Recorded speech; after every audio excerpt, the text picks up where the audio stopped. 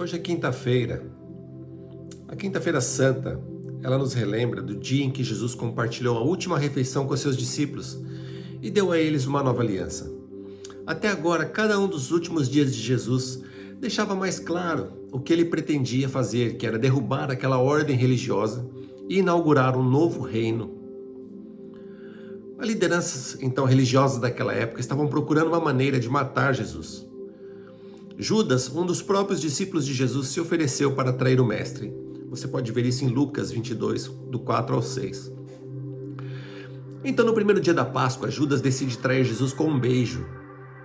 A Páscoa era uma festa judaica que lembrava de como Deus libertou o seu povo da escravidão do Egito. Deus prometeu, naquela época, que se o seu povo sacrificasse um cordeiro, passasse o seu sangue sobre as portas e comesse depois o cordeiro e o pão, ele os libertaria quando o anjo da morte passasse. Você pode ver isso em Êxodo 12, do 1 ao 10. Após a refeição, um anjo veio então e matou o filho primogênito de Faraó e de todos os outros que desafiaram os planos de Deus, que era libertar o povo do Egito. Após a morte então dos primogênitos, o povo de Deus foi liberto do Egito e logo se tornou o seu próprio reino. Jesus dizia assim aos seus discípulos para fazer os preparativos então e celebrar esse dia.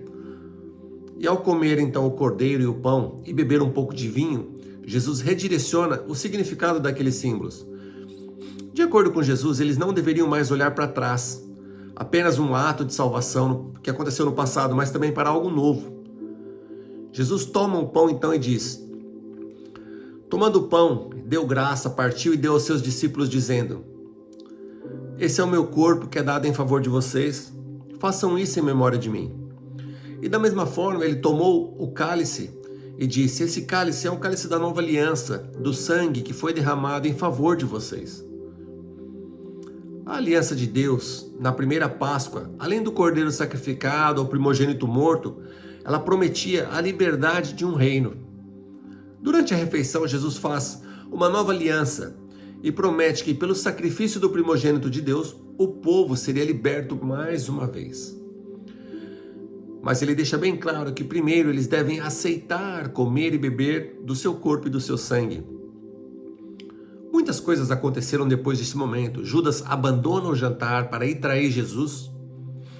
Os discípulos agora discutem sobre quem é o melhor líder. Então Jesus tirou o seu tempo, ele sai e vai para o jardim, afastado para orar. E pede a Deus que, se possível, tire dele essa responsabilidade de ser esse cálice que foi oferecido. Judas então volta naquele momento com uma multidão e arrasta Jesus para esse tribunal judaico. Os discípulos se dispersaram, inclusive Pedro, aquele que negou Jesus. Em seguida, o sistema religioso condena Jesus e o espancam toda noite até o sol nascer. Mas a Quinta-feira Santa é uma boa notícia, porque Jesus anuncia que a escuridão e o fim dessas horas conduzirá o seu povo à liberdade e eles se tornarão parte de um reino. Assim como o pão não pode ser comido até que seja partido e o vinho não pode ser bebido a menos que seja derramado, uma aliança não pode ser feita sem sangue. Nesse dia, Jesus promete que se responsabiliza com o custo da nossa liberdade.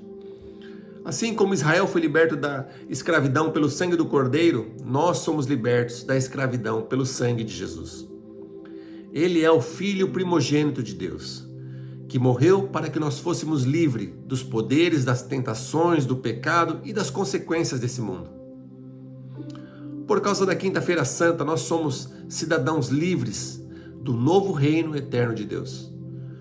Então eu peço nessa quinta-feira que você aceite o corpo e o sangue de Jesus como uma nova promessa, uma promessa de Deus, uma promessa de aliança para libertá-lo e levá-lo ao seu reino. Pense nisso.